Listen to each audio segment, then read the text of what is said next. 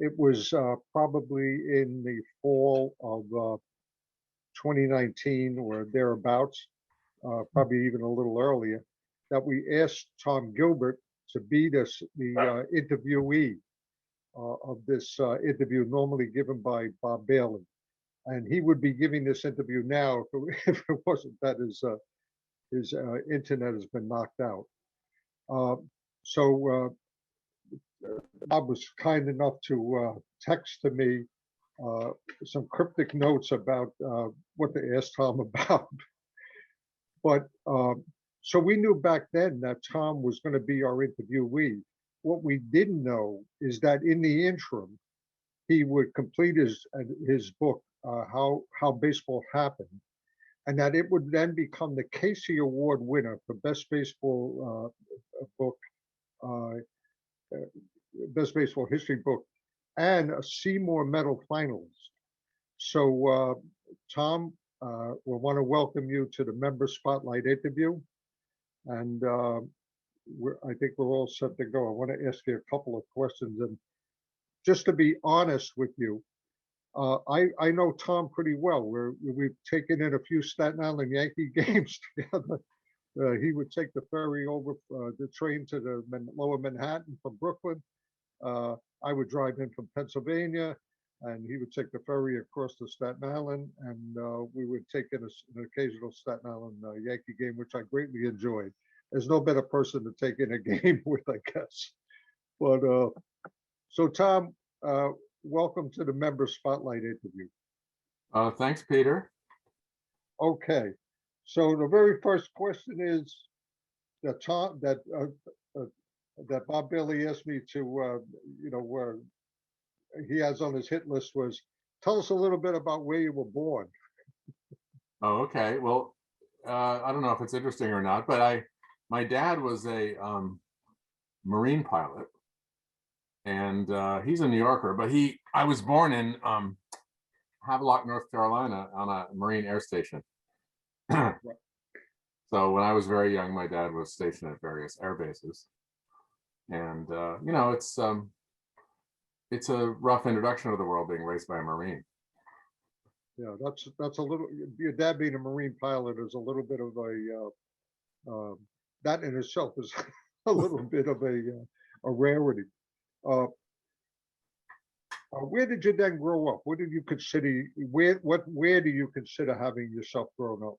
Well, I grew up mostly in a small town in Connecticut, where we moved after my dad got out of the service. And he was working in New York. I grew up in the woods. I'm one of those people who didn't know they were a New Yorker until they came here as an adult and felt like I'd come home. So I moved to Brooklyn in my 20s, and it suited me, so I haven't left. Yeah, that is interesting in itself.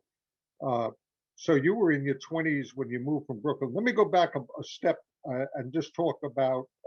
So obviously you moved to Brooklyn post. You went to some small college in Connecticut. Is that correct? Yeah, it's a short word, and it actually is. Yeah, I was. My original plan was I was going to study. I did study classics, Latin and Greek, and I was gonna.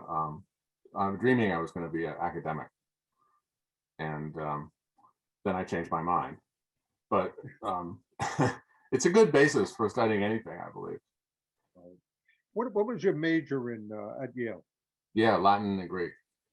Wow, Latin and Greek. Yeah. Okay. Now I have a grandson that studied Latin, as in like a national program. Wasn't in school. He just studied it because he liked it. It's kind of interesting. Sounds like a good kid. Yeah, I think it gives you a great base. So you came into Brooklyn in your 20s. You also have a cousin of some renown, an Irish writer, Brandon Bennett. Brendan Behan.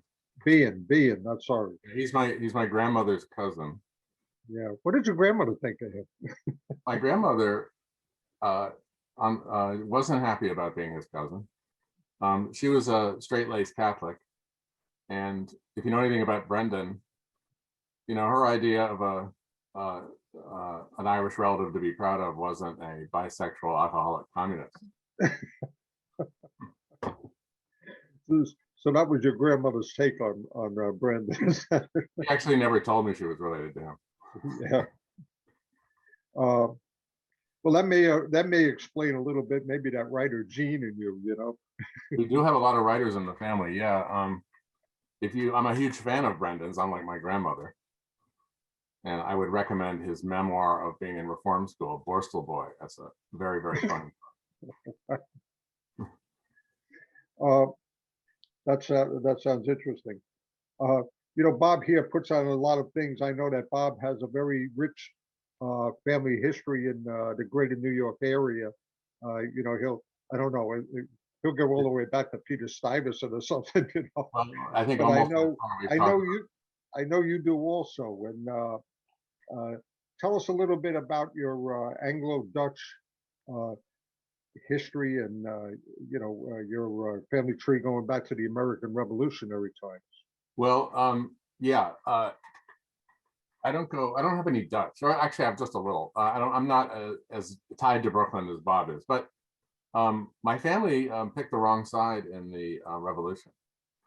And then they, after the war, there were a few hard feelings, and all their land was taken away, and they moved to Ontario.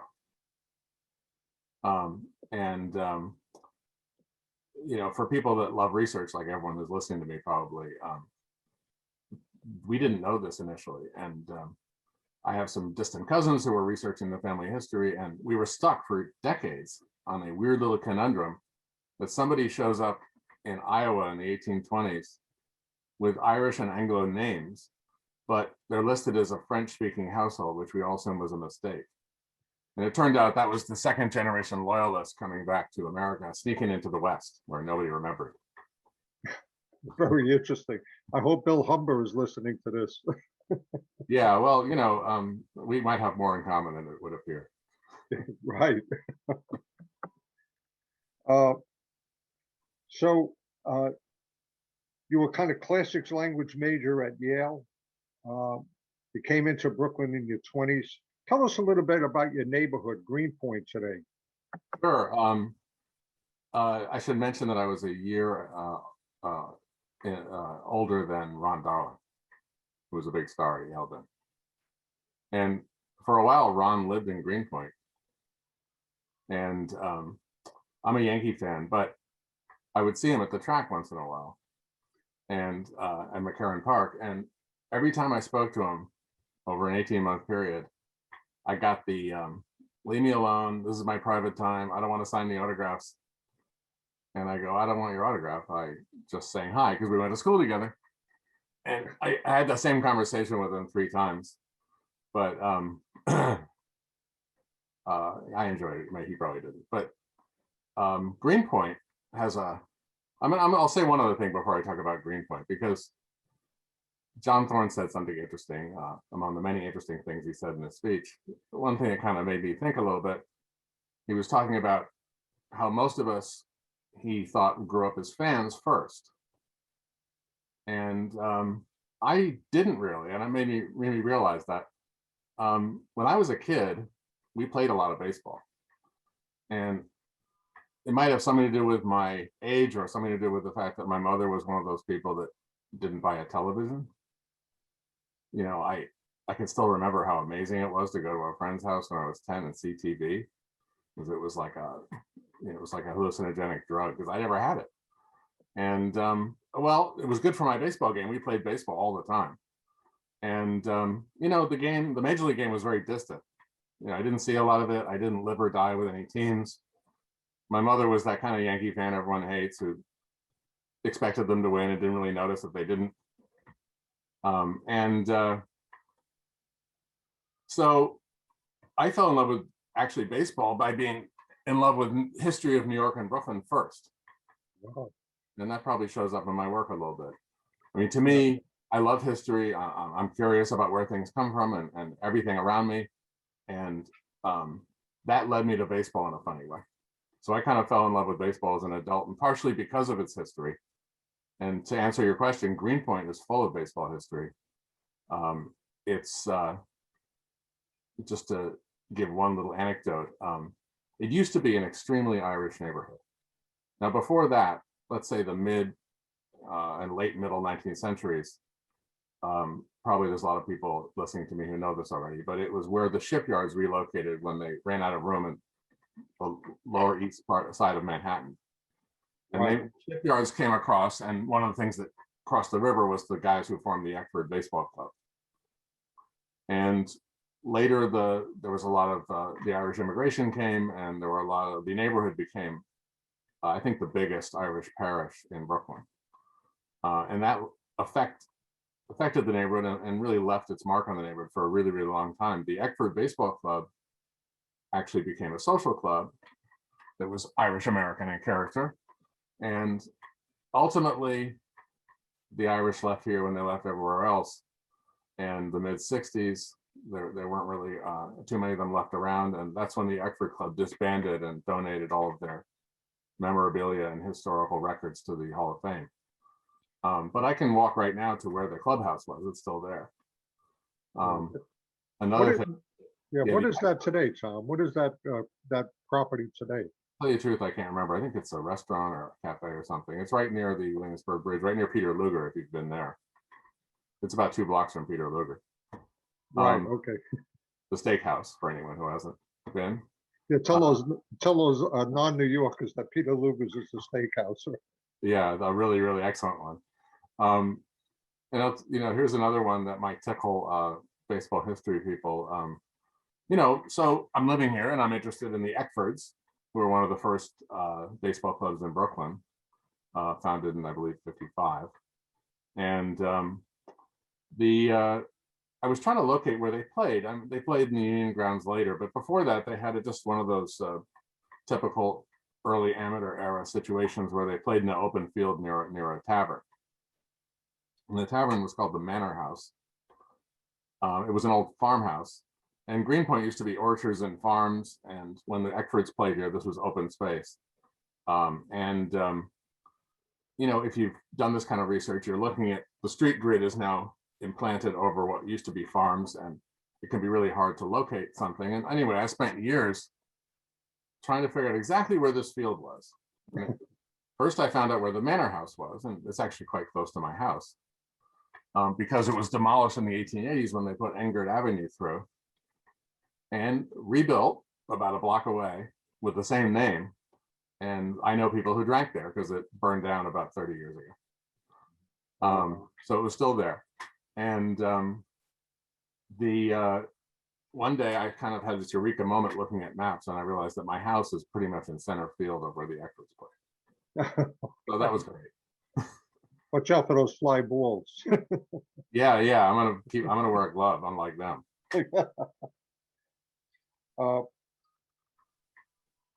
How did you come about writing about baseball? Well, that's a good one. And particularly 19th century baseball. All right. Well, I actually started covering contemporary baseball. So I was playing in a softball league in about 1982, and there was a guy on my team who was an editor for various sports magazines. And, we just talk about the Yankees and stuff. And he hired me to write an article or two. And then I ended up kind of writing not a daily, I wasn't on a daily beat, but a monthly or bi-monthly column about the Yankees. And I wrote that for a couple of years.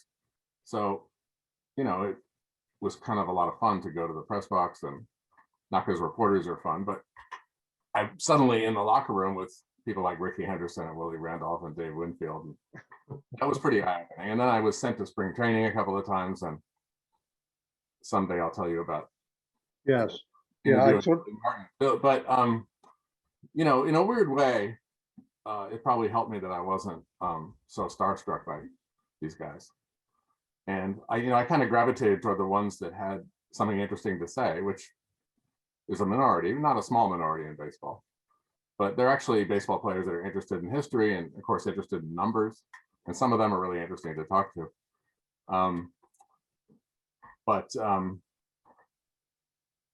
That, right. Yeah, that ended up giving me some, getting me published. And then I got curious about where baseball came from, and I still am.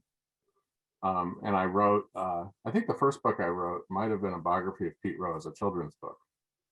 And that was right after Pete went to federal prison. And that was kind of a challenge. The last chapter, I was imagining the third graders reading this. Right.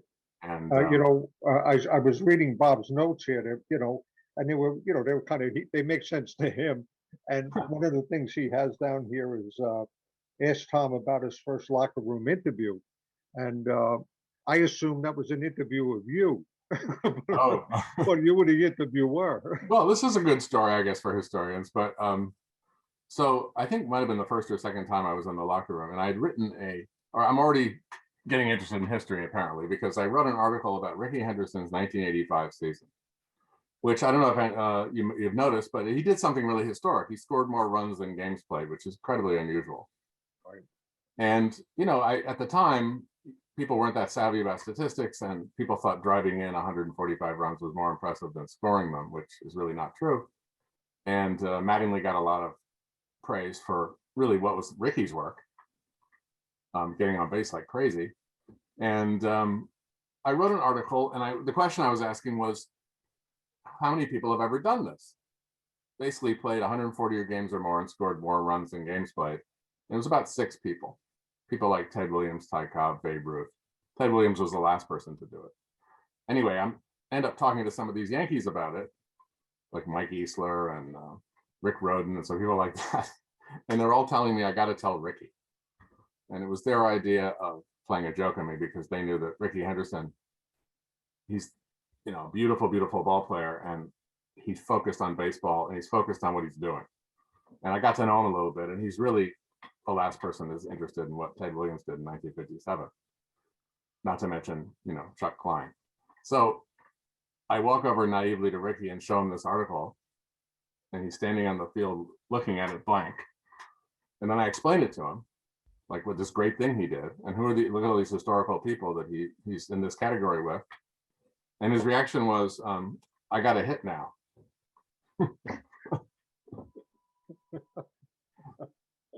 And that was it. That was it. I did talk to Whitey Ford one time. And he told me one great anecdote. I said, what was it like? I don't remember the exact years, but I think they won every year but 2 of his first about 12, 13 years in the majors. And I said, what was it like the years you didn't win, like 54 and 59? And he said, I can't remember which one it was, but one of those, I guess it was 59. His wife was doing their taxes. And she says, like, honey, did you spend some money on something? Did you do an investment you didn't tell me about, or buy some land? And he's going, no. He goes, why? She said, there's like some money missing. And he realized that it was the World Series check that she thought was some kind of regular payment that he was due.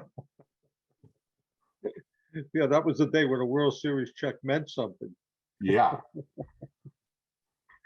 So I wrote this Pete Rose book, and then I wrote some young adult books, like a biography of Roberto Clemente. That was a very interesting project.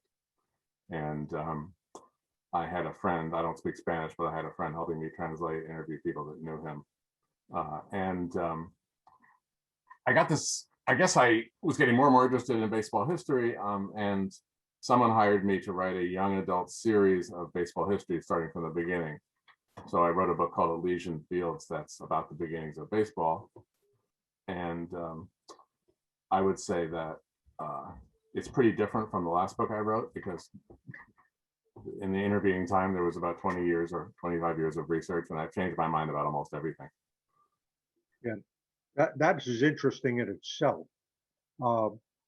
That, when somebody picks up your current book, How Baseball Happens, you kind of get a sense of that you yourself had bought into a lot of what you thought was, what everyone thought was the reality, and what was, presented as the reality.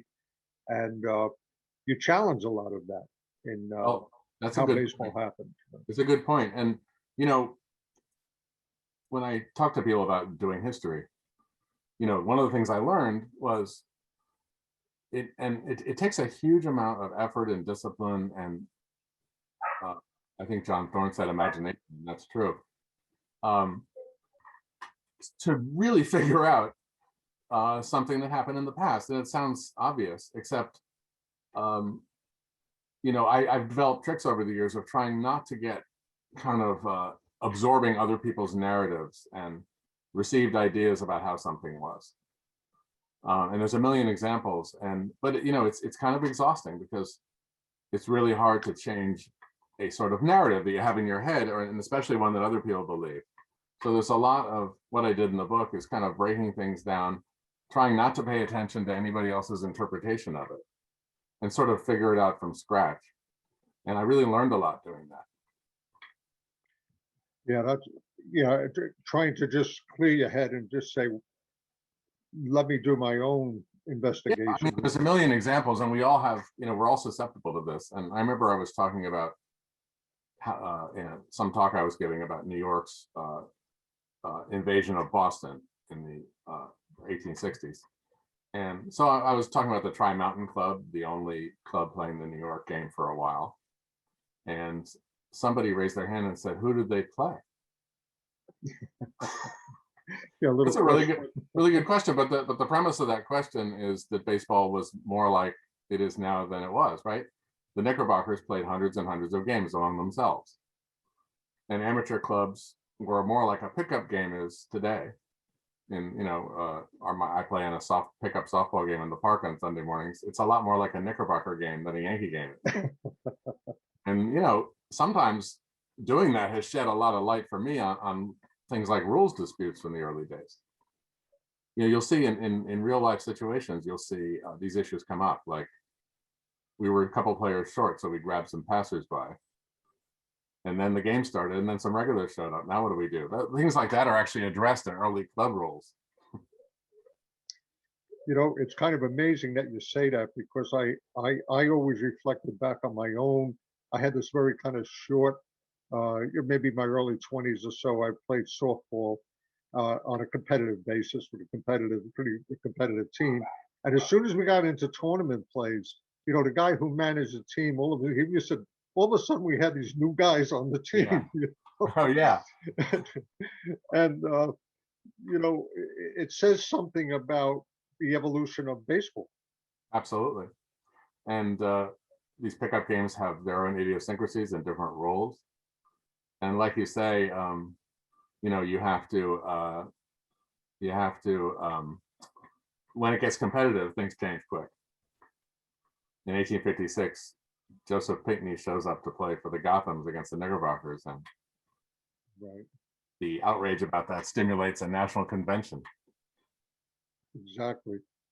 I noted something here myself. It's not on Bob's list, but I wanted to ask you about this, because you and I had a very brief conversation about this one time, and it started to go in I forget what happened. We got interrupted.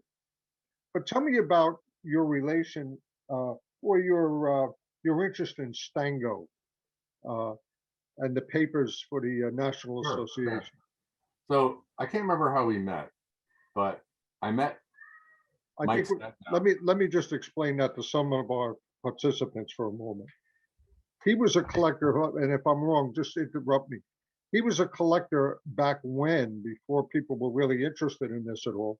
He was clipping from all newspapers and so forth accounts of essentially the National Association.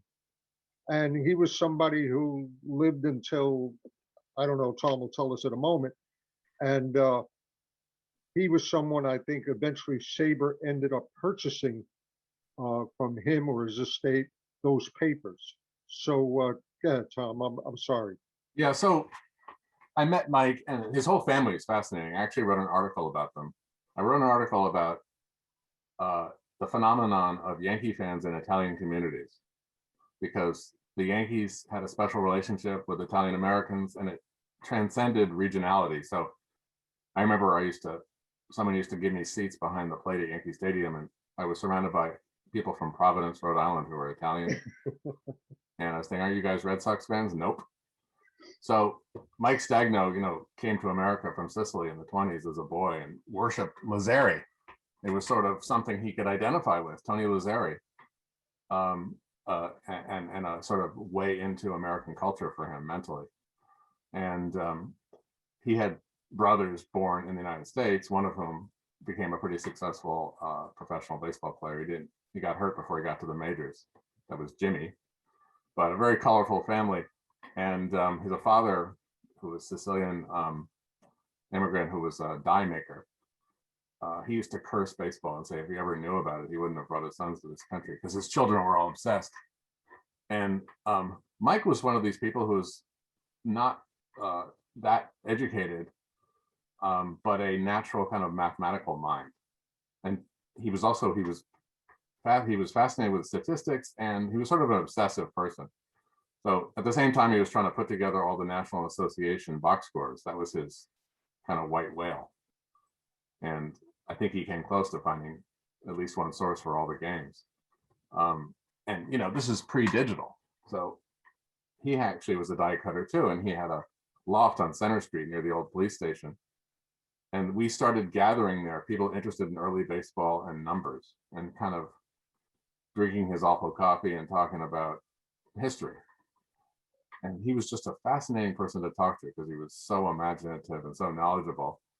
And, you know, we had these classic arguments. And he loved, you know, he was one of the first people that was arguing that on base average was underrated. And he'd say that, you know, 9 Ferris Fanes would beat, you know, 9 Rocky Calavitos, something like that. And he had all these weird questions he would always bring to our meetings. I remember he had a pile of old sporting newses, and he had piles of newspapers everywhere, and he had a little microphone reader in the corner, and you know, just an absolutely fascinating person.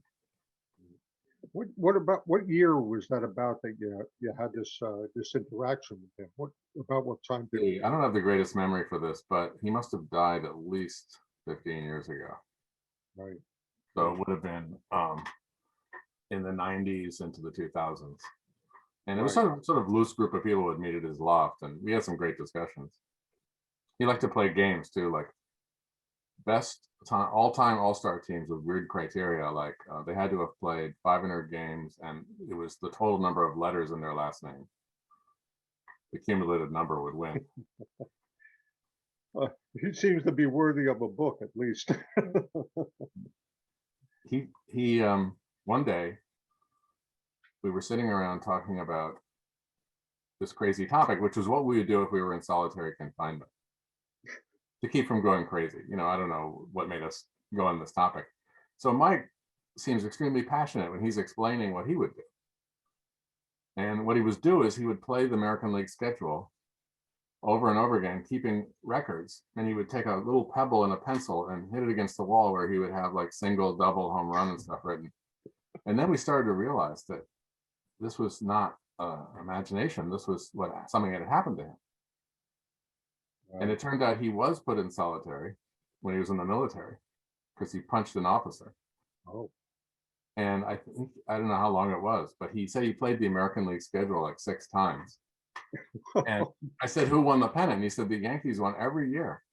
And I said, how's that possible? And he said, I have to admit, Tom, I hit the pebble a little bit harder when they were up. Boy, he must have been some coward. Really. There are other stories, but we don't have time. Okay. I'd like to talk a little bit about you and Greenwood Cemetery. Yeah, well, one of the things you stumble upon if you live around here and you're interested in baseball history is the really incredible number of early baseball people buried in Greenwood. And Greenwood's beautiful and it's worth visiting even if you don't care about baseball. But there's so many important 19th century people buried there and 20th that they have tours, but they're broken down by category. You can do a tour of showbiz people, of artists, of industrialists, of writers, of musicians, of Civil War heroes. And I do one on opening day or thereabouts of 19th century baseball people. And, you know, I would wonder, and it's not obvious, why are they all buried in one place? And by all of them, I mean Henry Chadwick, Jim Creighton, Jack Chapman, Duncan Curry, Asa Brainerd. You go on and on and on. It's full of great amateur players. And, you know, you think of the obvious reasons like, well, maybe that was the only cemetery or the most prestigious cemetery in the metropolitan area at that time. It's really not true. You know, it was prestigious, but there were other places that could have been buried. Almost no Catholics were buried in Greenwood. But there were almost no Catholics in baseball in the 1850s. Right. So, you know, there are many other ways to ask the question, many different reasons. And that got me wondering to the point where I actually decided to write a book about it. And the funny part is, this is such a quirky book that from the beginning didn't seem like a very good commercial idea to me, that I didn't even try to sell it to a publisher. And I went to Greenwood, which is run by a lot of great people. And I made an agreement with them to publish it. And it's called Playing First. And some of you might know that Peter Nash wrote a book about baseball players in Greenwood Cemetery. His is sort of more encyclopedic, and mine is really more in depth about fewer people. And I try to tell sort of more of the big picture. And anyway, I don't know how many copies it sold. I'd be surprised if it sold 1,000. But I'm proud of this book. And the funny part is that the publisher of How Baseball Happened actually read that book. And this doesn't normally happen in real life, but he called me and said, how'd you like to write a baseball book for me? Because if you've ever published anything, there's a lot of begging involved normally. They usually don't call you. That is very interesting, and it makes a lot of sense now that you say it. I didn't know that. I didn't realize that. Because I read the Greenwood Cemetery book that you wrote. It is excellent. And now it makes perfect sense of, you know, what happened here, how you got that invitation to actually write How Baseball Happened. And you know, there are two things that happened that I learned from that book. And really the big one is I learned to ask a different question. And the question was, who were they? And Right. we were talking about how sort of presentism can contaminate your thinking about the past, and you have to be on guard for it. You think that the Knickerbockers were something like a modern major league club when they were nothing like that. And one of the you know, sort of obvious things that you can sort of forget to take into account is that most of at least in the early part of the amateur era and for most of the amateur era, they're amateurs, which means they have other lives. And why, you know, we sort of assume that a prominent baseball player, that's his pretty much the sum total of his importance, and that's all he thinks about, and that's all he does, and that's all that matters. Not true at all for a lot of these amateur players who are involved in politics and industry and all kinds of things. And it turns out it's not incidental. In some cases, these things overlap in a meaningful way. So asking who leads you to answers of big questions that have kind of stumped people who are only looking at baseball. You know, big things like, well, why, you know, how come cricket didn't make it? Why was it baseball? Cricket's big head start. So it turns out that there's much better answers for that in the who than in the where and when.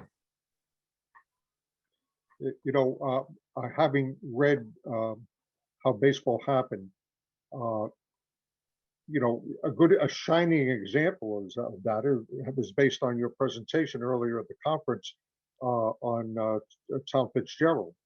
You know, who really was this guy? You know, and exactly. If you leave that out, you're missing the middle part of the story, the essential part of the story. Right. And you know, this talk about all the stuff you read when you're reading 19th century papers, there's sort of, you know, there's the patriotism that you kind of discount as a modern person, and all the stuff about America's national pastime, because we take it for granted that we have a national pastime, or we argue about what it is. But the idea was invented by baseball people in New York. You can't find anyone talking about what's our national sport or should we have a national sport until about 1855 or 6. The concept doesn't even exist, right? And the idea of, you know, that it's a good idea. It's respectable for adults to exercise. Every time you and I and for most of the people listening have probably read that 1,000 times. It's sort of boilerplate in amateur era sports coverage. Someone has to stop and explain that it's really good for your health to exercise, and that it's not embarrassing for men to exercise, and it's worth. Henry Chadwick said baseball should be scientific and manly, and by manly he means worthy of adults. It's something to be taken seriously by adults, not sort of machismo, manly. Exactly. Yeah, so some of these same people are doing, another idea kicking around baseball is the idea that it's going to unify us culturally. And, that phrase, that idea sort of confused me the first couple of times I heard it. And when you think about it, partly the reason is that it succeeded. Right. Think about, we take it for granted how unified we are by baseball. It's pretty much the only thing in the newspaper and the news that there isn't some awful ideological or partisan conflict over. Very interesting. I want to just a number of people. Bob had this down as a question, and I think it's a great one to ask you. You seem to have this uncanny ability. I won't say it. I know it's hard work, but to uncover some of the sources that you do, some diaries and things like that. Tell me what some of those sources are and how you go about, making those kind of discoveries. Well, sure, that's a good question, and it's mostly just obsessively following a trail. And I'll give you an example, because there are a few of where kind of getting outside of the baseball lane sheds a lot of light on things. So late in the process of writing my manuscript for How Baseball Happened, I have to write about the Cincinnati Red Stockings. And almost every time I write about anything famous or historical, there's a little voice in the back of my head that says, what makes you think you're going to find anything new about this? And well, so far I haven't failed. Because, yeah, right. You certainly gave me an education as a former NYPD person. Did a little work on organized crime, but you certainly, produced a revelation for me when I read that. Well, that was exciting to discover. And just for anyone that hasn't read it, it's a good example of what we're talking about, because I'm starting with who were the people who founded the Red Stockings, Cincinnati Red Stockings, who were the people who made the decisions, where were they from, why were they interested in baseball? And you find out there's this very important person, possibly the most important person in running the team off the field, is a guy named, what was his name? It was... it started with an L, I think. It was, why am I spacing out? It was... from across the river, right? Yes, he was Irish, but I totally spaced out his name. But anyway, he, if you look at, Ellard's history of the Red Stockings and Johnny Joyce, John P. Joyce, he's always described, and there's a picture of him in the newspaper or in Ellard's book or in other places, and it'll say he's the president of J.P. Joyce and Co. So, the first thing I found out was trying to find out what that was, is there was no such thing. And then you find out that, well, his real profession was he was a agent who sold lottery tickets. Well, if you're a baseball historian, it's easy to stop right there and say, well, he was a guy who sold lottery tickets. So what? Except that is a red flag if you know anything about organized crime in the 19th century, because lottery tickets were illegal in almost every state. Right. And it was basically what he was doing was he was running a numbers operation out of Northern Kentucky. And he was connected with people like John Morrissey and the Wood brothers. And there's a whole story there. And of course, his life story, which I uncovered, is really, really interesting. But ultimately it left me wondering how this guy was such a great baseball mind, which he was. A really, a provably great judge of baseball talent, but who came from Ireland when he was 10, and there's no record of him ever playing. right. And it made me think of my father-in-law, who always knew who was going to win the Super Bowl and by how much. And he was a professional bookmaker and gambler.